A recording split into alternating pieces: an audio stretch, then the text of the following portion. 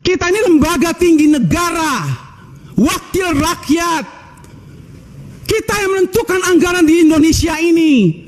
Bagaimana kepala dinas bisa memverifikasi data yang kita berikan? Anda sebagai kepala kementerian mau nggak diverifikasi sama dinas? Bapak Ibu ini kan orang-orang pintar setahunya saya di Kemendikbud.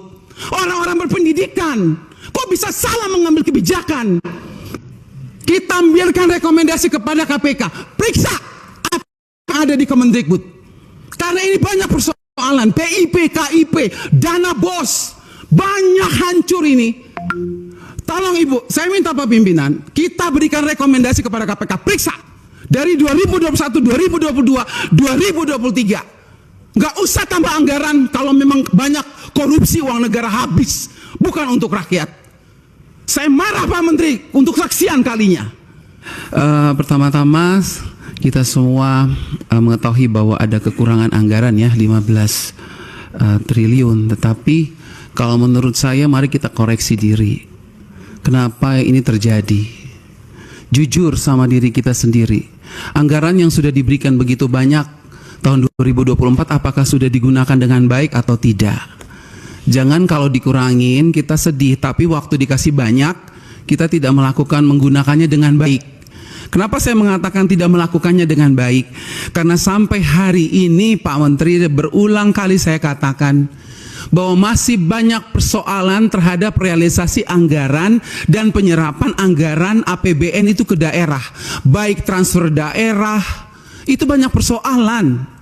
Mau masalah guru, sampai sekarang guru P3K yang sudah lolos P3K sampai sekarang belum dikasih SK. Provinsi NTT belum, mereka belum terima SK. Kedua, guru-guru daerah terpencil masih banyak yang belum terima juga tunjangannya. Ketiga, banyak bangunan-bangunan sekolah yang masih terbengkalai padahal dari 2021 anggarannya. Saya kasih contoh, di Kabupaten Kupang ada 17 sekolah bangunan yang dari 2001 sampai sekarang tidak terselesaikan. Mau lagi, kita lihat lagi. Dana-dana PIP. Nah, makanya kemarin saya mengatakan bahwa kalau KPK memberikan rekomendasi kepada Kemendikbud, harusnya Kemendikbud sadar. Karena apa, kami Dewan kami sudah bilang setiap rapat, banyak persoalan, lakukan pengawasan, laporkan kepada kami. Tapi kami tidak pernah didengar. Ya kan? Akhirnya sekarang KPK memberikan rekomendasi, baru seakan-akan Kemendikbud kayak kebakaran jenggot. Bahkan kami anggota pemangku kepentingan mau diatur sama Kemendikbud untuk melakukan verifikasi oleh dinas. Loh, Anda sebagai kementerian mau nggak dilakukan verifikasi sama dinas? Jangan suruh dinas, jangan suruh apa yang kita usulkan harus dilakukan verifikasi oleh dinas. Kita ini lembaga tinggi negara, wakil rakyat. Kita yang menentukan anggaran di Indonesia ini. Bagaimana kepala dinas bisa memverifikasi data yang kita berikan? Anda sebagai kepala kementerian mau nggak diverifikasi sama dinas? Bapak Ibu ini kan orang-orang pintar setahunya saya di Kemendikbud. Orang-orang berpendidikan. Kok bisa salah mengambil kebijakan? Anda mengeluarkan Perseksjen yang di mana poin nomor 3 dikatakan bahwa data yang direkomendasikan sebagaimana dimaksud pada huruf B diverifikasi oleh Dinas Pendidikan. Loh, kita ini pemangku kepentingan usulkan itu dari Dapodik sekolah. Dapodik itu harusnya kan, makanya tadi Pak Andre bilang, operator sekolah itu diperhatikan. Karena semua itu dari operator sekolah. Kepala sekolah aja kadang-kadang tidak tahu apa yang terjadi dilakukan oleh operator sekolah. Dinas pendidikan juga nggak tahu. Nah, kementerian juga. Jadi kalau mau lakukan verifikasi, harusnya kementerian melakukan verifikasi terhadap dinas, dinas lakukan verifikasi terhadap kepala sekolah, hasil verifikasi itu baru diberikan kepada kami. Itu jangan dibolak-balik. Bahkan saya minta Bapak Ibu pimpinan, kita ambilkan rekomendasi kepada KPK, periksa apa yang ada di Kemendikbud.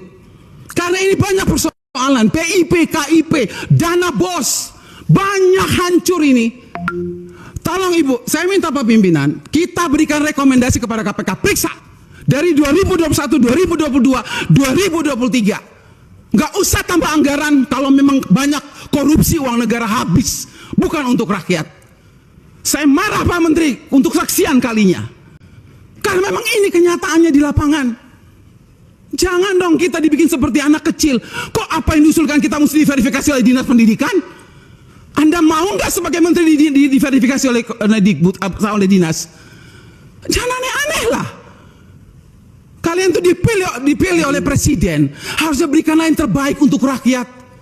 Semoga pembicaraan saya ini dilihat oleh presiden yang baru. Semoga presiden yang baru memperhatikan kinerja kementerian sekarang ini, memperhatikan eselon-eselon 1 yang sudah ada ini. Tidak memberikan solusi kepada negara, hanya membuat persoalan di daerah. Yang tertinggal tetap tertinggal, yang guru menangis tetap menangis. Bicara plafon digital, mana keadilan untuk daerah 3T? Enak daerah-daerah yang sudah ada internetnya diberikan terus, tapi kita yang daerah 3T yang tidak ada internetnya dibiarkan begitu saja. Mana keadilan sosial bagi seluruh rakyat Indonesia, Pak Menteri? Saya sangat kecewa. Kita sudah mau habis masa jabatan. Anda mungkin sebentar lagi habis, atau Anda lanjut, saya tidak tahu. Tapi saya puji Tuhan, Tuhan dan rakyat masih memilih saya kembali. Dan sampai ini, apapun yang terjadi, kita yang terpilih kembali, kita akan tetap memperjuangkan keadilan dan kebenaran untuk kemajuan anak negeri kita.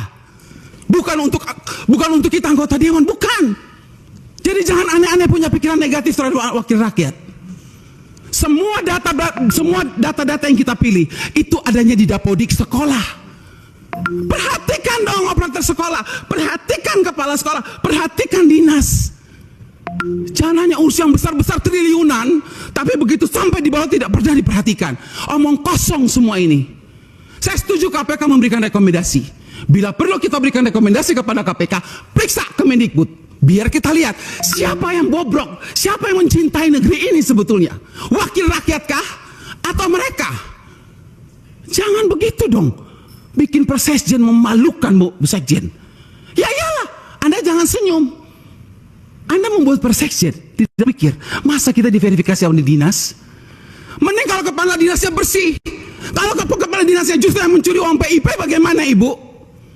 Saya mau tanya sekarang, jawab. Apa Anda pikir semua kepala dinas bersih? Oh tidak. Mari kita buktikan. Mau kita turun, kita buktikan, kita tanya, jangan sama kepala dinas, tanya sama penerima PIP. Itu baru bisa jawab jawabannya. Kalau Anda hanya turun hanya di dinas, semua jawabannya bagus. Tapi coba turun ke rakyat, turun ke penerima orang tua. Kalau nggak lihat itu orang tua punya air mata. Omong kosong. Nama ada, SK ada, uang nol sampai hari ini. Baik. Gimana menurut pendapat kalian? Coba tulis di kolom komentar.